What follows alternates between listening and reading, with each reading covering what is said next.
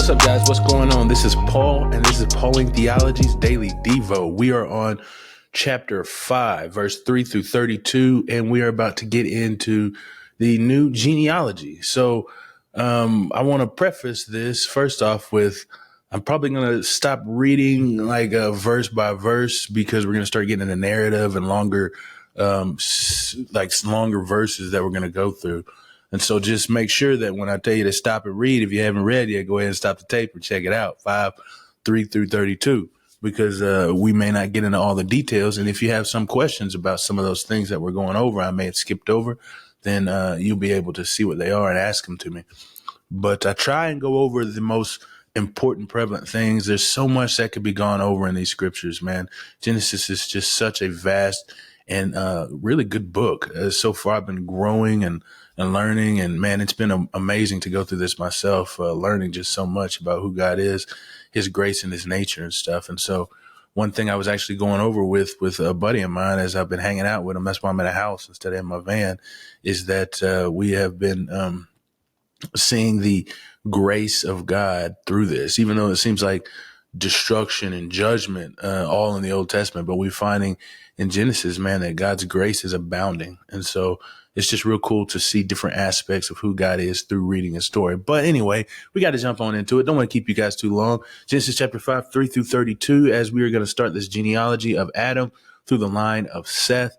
So if you haven't checked it out yet, you haven't read it, go ahead, stop the tape, see what it's about, then come back and we will go ahead and start if you have already read. So what's the author saying about what's going on here? Well, first off, we see a few major things that are going on in this genealogy. First is a genealogy that talks about the same things over and over and over. It says like they had a son, and then it's usually the firstborn son. Then after the son, it shows how many days that he lived and that he fathered sons and daughters. And then talks about the next thing is that he died at this age. And so one thing that we're seeing here is death. So death is still reigning. People are dying because of the sin of Adam. Now, we also see that God's grace is abounding because that's the first thing we see is that they're having children. They're having prodigies. I say prodigies. I mean progenies. But they are having kids. Yeah. And so having kids born to them, and it's carrying on the lineage. And we saw earlier in a couple episodes ago, I think, that people began to call upon the name of the Lord, and that's through Enosh. That is the son of Seth. So Seth has a child, and Enosh is the one who helps to continue to call upon the name of the Lord. And so we're seeing that this is a godly lineage. One thing that we notice is that, remember, in the lineage or the genealogy of Cain, the seventh person was Lamech, and Lamech was like the epitome of sin, as he has gotten 2 wives, and then he murders somebody and says he'll murder again. You know what I mean? He's like, doesn't matter, I'll slay him, and sing songs about it. It's called the Song of the Sword. But in the seventh genealogy or generation of this genealogy, we have Enoch. And if you don't know Enoch, he's one that did not die. He actually walked with God. And so it says that God took him. He was not, for God took him. This is just like I said, 7 is the complete number or the perfect number. So what it's doing is showing like the epitome of Seth's line is godliness, is that the people of Seth's lineage seek to worship God. And so much so that Enoch, it says that he walked with God. He walked with God. It's like an intimate and just a very close relationship that Enoch had with the Lord. And because of that, it said he took him. And we continue further along, and we see also, we talked about how God is blessing, and we also talked about how there's still the judgment or weight of sin. And we further see that weight of sin as we go through all of the lineages, and we finally get to Noah. And Noah is actually named, and not only is he named, but he is talked about what his name means. And his name means, it actually means rest. But Lamech, his father, which we could talk about that too. I just said Lamech over on the other genealogy of Cain was the epitome of evil, but Lamech has faith in God on the side of Seth because he names his child Noah rest, and he says from him rest will come. Or he says, actually says relent will come from the ground. Like it will be, we'll have not rest, but peace from the ground. And that he's hoping that this will happen through his son, Noah.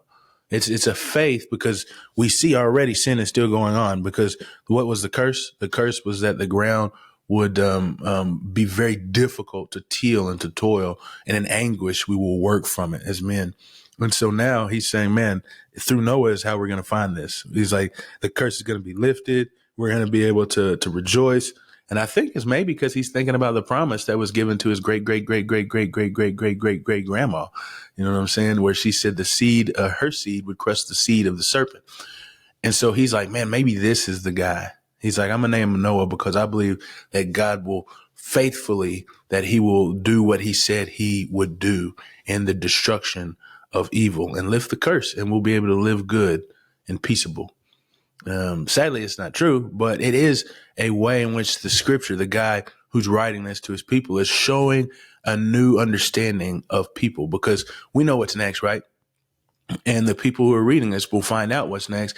And then as they read it, they know what's next too, is that the flood occurs and God destroys all the people and he starts over with Noah.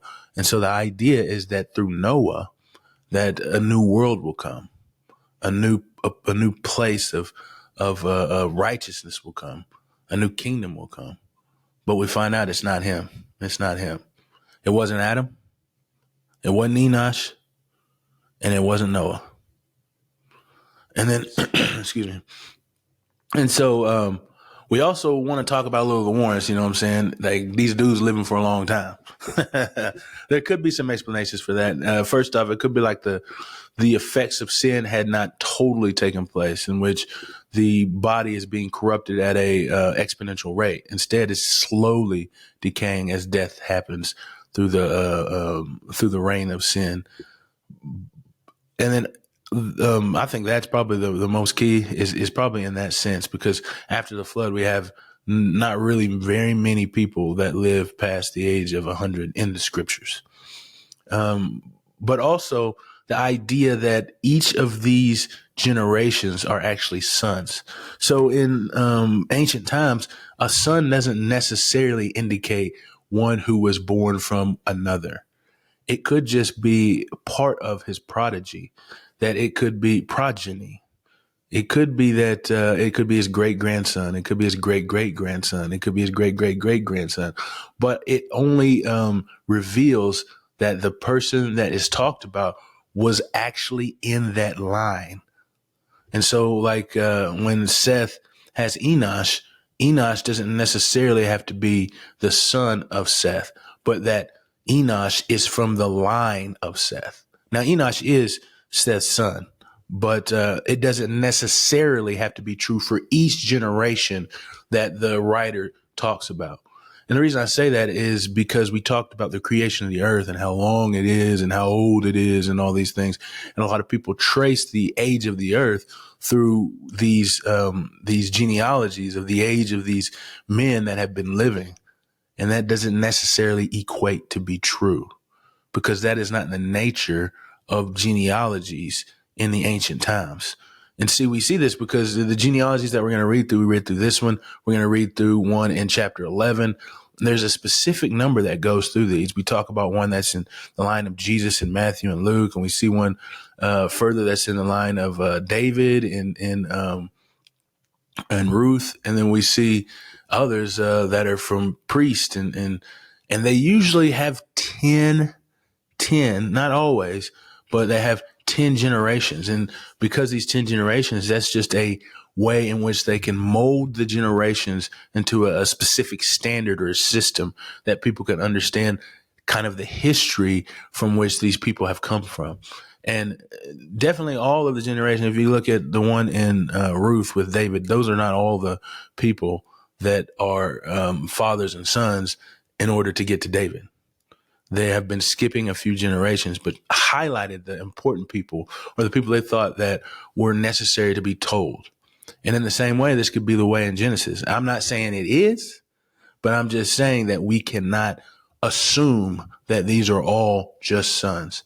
That's why whenever you do your dating for your age of the earth, that this shouldn't come into play. I know I'm probably making enemies now, But I think it's important to recognize that that's not how we can date time, but we can just trust that God is in control of all this time and that he's sovereign over it all.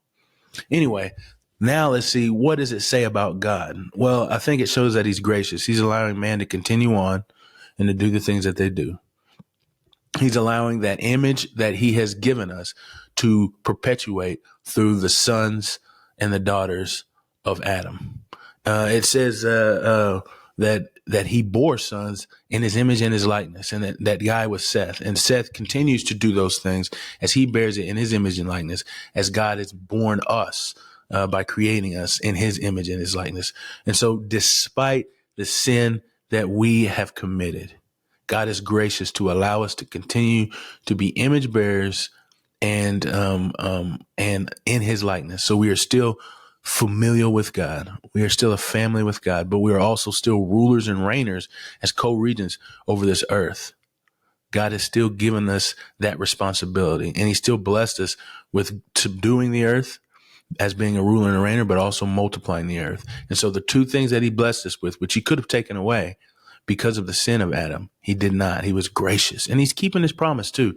There's always been a remnant that God has prepared for himself, and Noah is that remnant. We know that the flood happens and everybody is destroyed because of sin, but Noah, God sees Noah and has favor on him.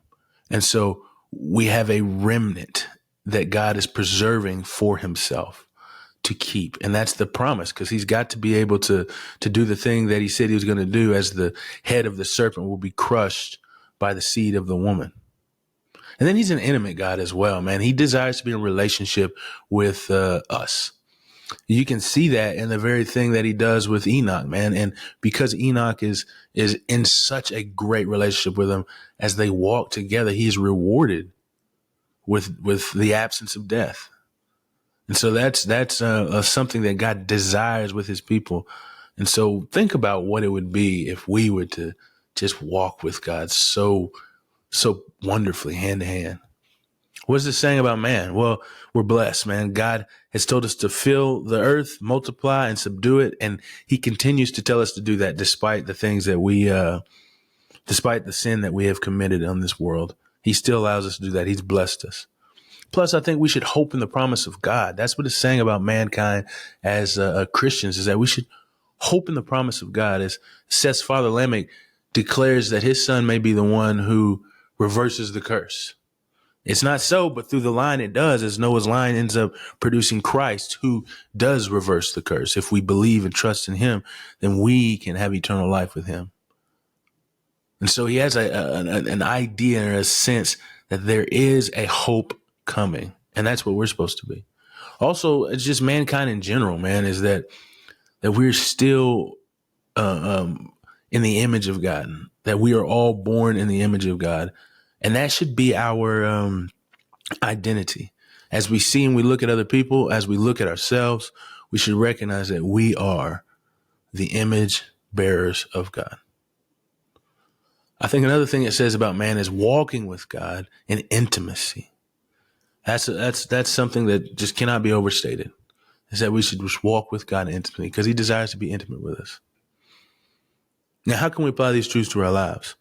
Well, as we live, recognize the graciousness of God, rely on his promises that he said he was going to reverse the curse, and trust that and live by it. And when I say trust that and live by it, that means that our actions are governed by that idea, meaning that we should be taking care of the land that we're on, because it's going to be reversed and bring fruitful and wonderful things for us. It also means that we should be looking at people as the identities of God, that they are images bearers of his glory. And so we should be treating them as such.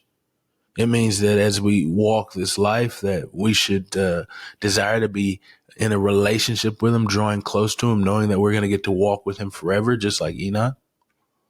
That's what it means. And so as we apply these truths to our lives, man, let's carry that out. Take a second today to think about the thing that God has said he would do, which is that he would reverse the curse. And then think about, if I truly live and believe by that, how will I act? And then how am I acting? I appreciate you guys for listening, man. And we'll see you as we get into some Noah stuff, which is going to be insane. So let's get down. Have a good day. God bless you guys.